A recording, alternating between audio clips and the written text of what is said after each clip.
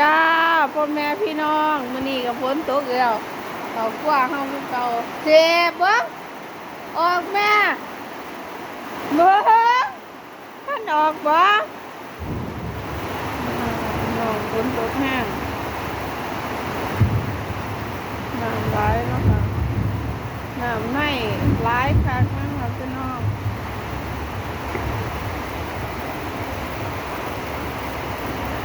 หรือว่าพี่พาน้องมาเบิ่งเวลาฝนตก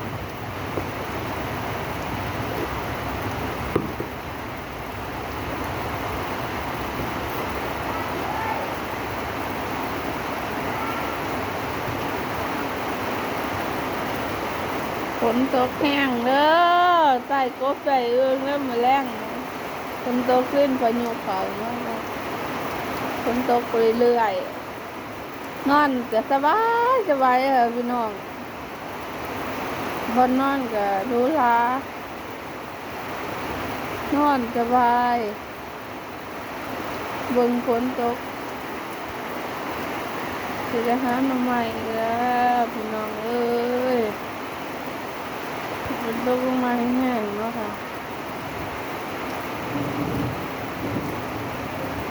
ตกไปเรื่อยๆแต่ไม่เฮือน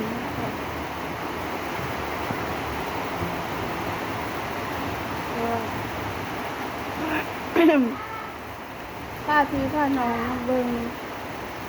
โอ้ฝนตกแล้วค่ะทุกคนตกไกล